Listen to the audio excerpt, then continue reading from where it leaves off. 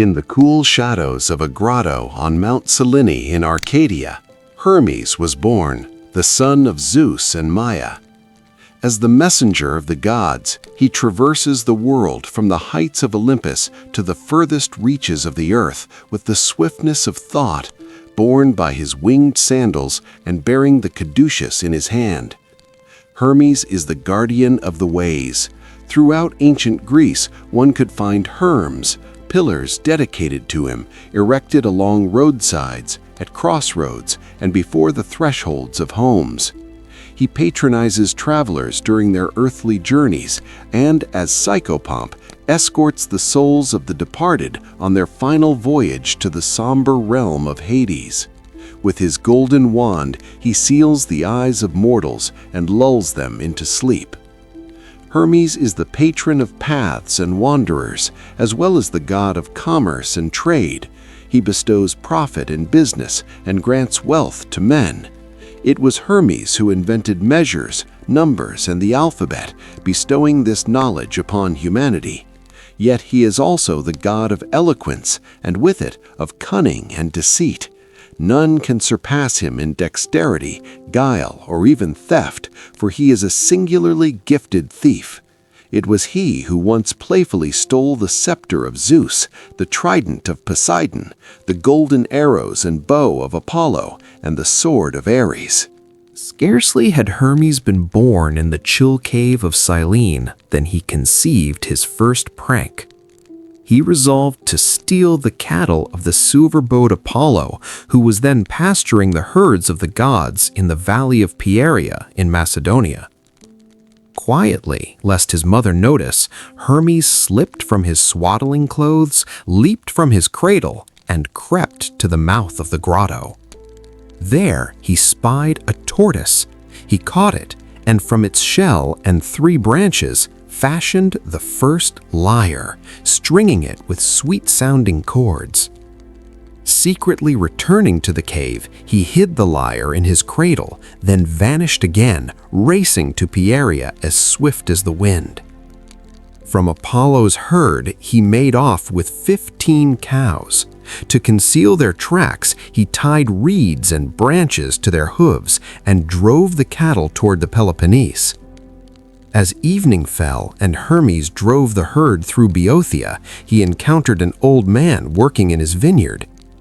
"Take one of these cows for yourself," Hermes said to him. "Only tell no one that you saw me pass with this herd." The old man, delighted by the generous gift, gave his word to remain silent. Hermes went on his way, but before he had traveled far, he decided to test the old man's integrity. Disguising himself and hiding the cattle in the woods, he returned and asked, "Tell me, did a boy pass through here driving cattle? If you show me where he went, I shall give you both a bull and a cow." The old man did not hesitate long. The desire for more livestock outweighed his promise, and he pointed the way. Hermes was seized with fury at the man's treachery. In his wrath, he transformed the old man into a mute rock that he might forever remain silent and remember the sanctity of one's word. Resuming his journey, Hermes reached Pylos. There he sacrificed 2 cows to the gods, destroyed all traces of the ritual, and hid the remaining herd in a cave. He drove them in backward so that their tracks appeared to lead out of the cave rather than into it. His task complete, Hermes returned to his mother's grotto and settled quietly into his cradle, wrapping himself in his swaddling bands. But Maia had noticed his absence. "You have plotted a wicked thing," she rebuked him. "Why did you steal the cattle of Apollo? He will be incensed. Do you not fear the wrath of Apollo and his unerring arrows?" "I do not fear Apollo," Hermes replied. "Let him be angry. If he dares to harm you or me, I shall plunder his sanctuary at Delphi in revenge, stealing his tripods, his gold, his silver, and his raiment." Meanwhile, Apollo had discovered the theft and set out in pursuit. He searched everywhere, but found nothing. Finally, a prophetic bird led him to Pylos, but even there the golden-haired god could not find his herd. He did not enter the cave where they were hidden, for the tracks led away from it. After a long and fruitless search, he arrived at Maia's grotto. Hearing Apollo's approach, Hermes burrowed deep into his cradle and pulled the covers tight. The indignant Apollo entered and saw Hermes lying there with an innocent face. He began to upbraid the babe for the theft, demanding the return of his cattle, but Hermes denied everything. He swore he had no thought of stealing and knew nothing of the cows.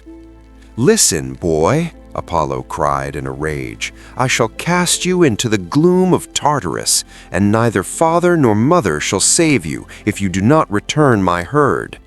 "O son of Leto," Hermes replied, "I have not seen, nor do I know, nor have I heard from others of your cows. Is this my concern? I have other cares, sleep, my mother's milk, and my swaddling clothes. I swear I have not even seen the thief." Despite his anger, Apollo could get nothing out of the cunning, slippery Hermes. Finally, the golden-haired god snatched Hermes from his cradle and forced him to go, still in his swaddling bands, to their father Zeus to settle the dispute. They arrived at Olympus, and though Hermes twisted and turned with his clever words, Zeus commanded him to return the stolen cattle. From Olympus, Hermes led Apollo to Pylos. Along the way, he took up the lyre he had fashioned from the tortoise shell. At Pylos, he revealed the hiding place. While Apollo was driving the cattle from the cave, Hermes sat upon a stone and began to play. Divine sounds filled the valley and the sandy shores.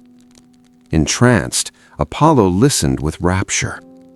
So captivated was he by the music that he gave Hermes the stolen cattle in exchange for the lyre. Hermes, to amuse himself while pasturing the herd, then invented the shepherd's pipe, the syrinx, so beloved by the herdsmen of Greece. Resourceful, agile, and moving across the world as fast as thought, the beautiful son of Maia and Zeus was also the personification of youthful strength. His statue stood in every palastra, for he is the god of young athletes. They invoked his name before wrestling matches and foot races. In ancient Greece, everyone revered Hermes, the traveler, the orator, the merchant, the athlete, and even the thief.